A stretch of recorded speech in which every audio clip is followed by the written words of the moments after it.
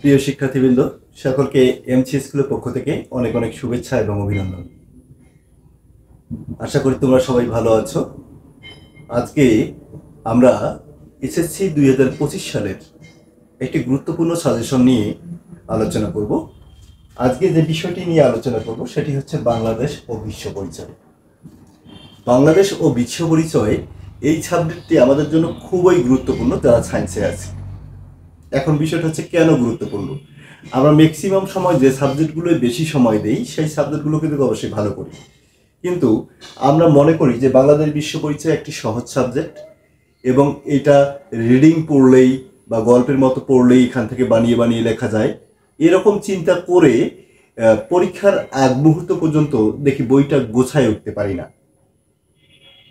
আমি যারা ভালো রেজাল্ট করবে তাদেরকে বলছি যে তোমাকে ভালো রেজাল্ট করতে গেলে প্রতিটা সাবজেক্টেই তোমাকে গুরুত্ব দিতে হবে।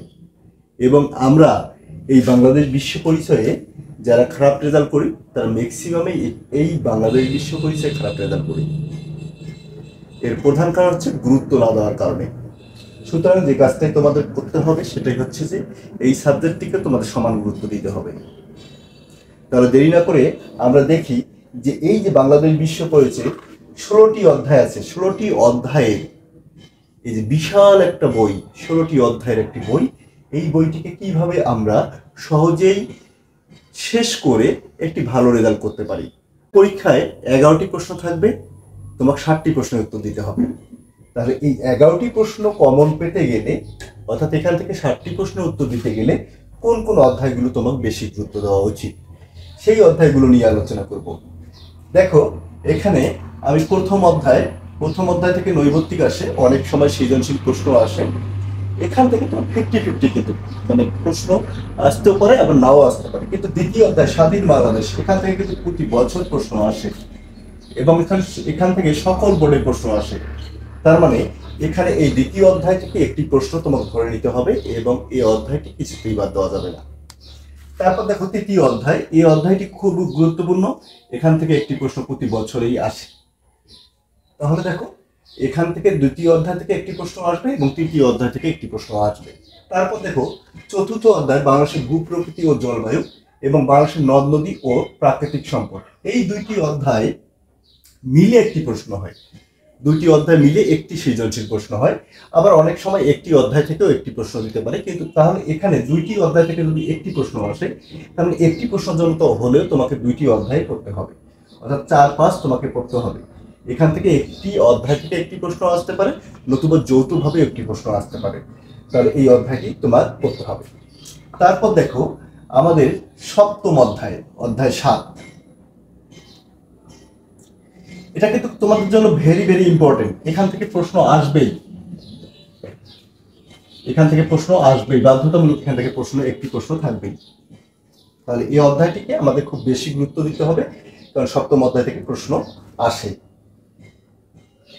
এরপর অষ্টম অধ্যায়, এই অধ্যায়টি খুব গুরুত্বপূর্ণ, কারণ এই অধ্যায় থেকে প্রতিটা বোর্ডেই প্রশ্ন আসে এবং বাধ্যতামূলক এখান থেকে প্রশ্ন আসবেই। হ্যাঁ, তাহলে সপ্তম অধ্যায়, অষ্টম অধ্যায়। তারপর আমরা দেখো নবম অধ্যায় আছে জাতিসংঘ ও বাংলাদেশ, এই অধ্যায় থেকে 50% চান্স আছে প্রশ্ন আসার, অনেক সময় আসে অনেক সময় আসে না। তারপর হচ্ছে দশম অধ্যায়, এই অধ্যায়টি না পড়লেও হবে। তারপর 11 অধ্যায় জাতীয় সম্পদ ও অর্থনৈতিক ব্যবস্থা, এই যে 11 অধ্যায় আছে, এই 11 অধ্যায় থেকে প্রতি বছর একটি প্রশ্ন আসেই। তারপর হচ্ছে 13 অধ্যায় থেকে একটি প্রশ্ন আসে এবং 12 অধ্যায় থেকে 50% প্রশ্ন আসার চান্স। তার মানে এই যে তিনটি অধ্যায় আছে 11, 12, 13, এই তিনটি অধ্যায় থেকে দুটি সৃজনশীল প্রশ্ন তোমার থাকবেই, দুটি সৃজনশীল থাকবে। এখানে যে বিষয়টা সেটা হচ্ছে অনেক সময় 11-র সাথে 12টা অ্যাড করে দিতে পারে প্রশ্ন।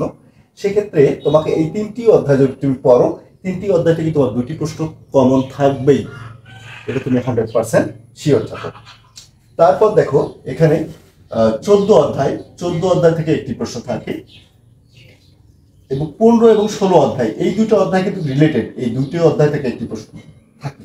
অনেক সময় 16তম অধ্যায় থেকে একটি প্রশ্ন থাকে, আবার অনেক সময় 15 এবং 16 দুইটা যৌথভাবে একটি প্রশ্ন থাকে। মানে 11টি প্রশ্ন তোমার আসতেছে। তাহলে মোটামুটি এইভাবে তুমি যদি এই বইটাকে এই অধ্যায়গুলোকে বিশেষ গুরুত্ব দাও, তাহলে আমি মনে করি 100% এই অধ্যায়গুলো থেকে তুমি 60টা প্রশ্ন কমন পাবা। আমরা যে অধ্যায়গুলোকে নোট করব, দ্বিতীয় অধ্যায় কিছুতেই বাদ দেওয়া যাবে না, দ্বিতীয় অধ্যায় পড়তে হবে।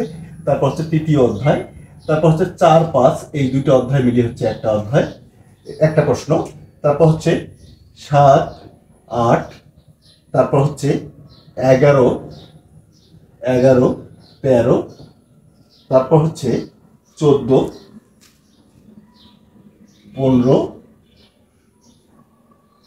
16। তাহলে দেখো 1টি, 2টি, 3টি, 4টি, 5টি, 6টি, 7টি, 8টি, 9টি। তাহলে 9টি অধ্যায়, এই 16টি অধ্যায়ের মধ্যে তোমাকে 9টি অধ্যায় বাধ্যতামূলক করতে হবে। তাহলে আমরা যদি এভাবে এই বইটাকে এখন থেকে পড়া শুরু করে দেই, 100% আমরা এখান থেকে একটি ভালো রেজাল্ট করতে পারবো। এবং তুমি নিশ্চিত থাকো, আমি যে অধ্যায়গুলোর কথা বললাম এর অধ্যায়ের বাইরে কোনো প্রশ্ন তোমার ফাইনাল পরীক্ষায় আসবে না। সুতরাং এখন থেকে তুমি প্রিপারেশন নাও তোমার বইটাকে কিভাবে কমপ্লিট করা যায়। এবং আমি বলবো শুধু বাংলাদেশ বিশ্ব পরিচয় নয়, যে বইগুলো তুমি আলাদা করে রাখছিলে সেই বইগুলোও তুমি এখন একটু মোছামুছি করো, কারণ প্রতিটা বইকেই তোমাকে সমান গুরুত্ব দিতে হবে যদি তুমি ভালো রেজাল্ট করতে চাও। তাহলে আজকে আমাদের বাংলাদেশ বিশ্ব পরিচয় নিয়ে এইটুকুই কথা ছিল। সবাই ভালো থাকবে এবং মন দিয়ে লেখাপড়া করবে, এবং আমি জানি তোমরা প্রত্যেকেই ভালো রেজাল্ট করবে।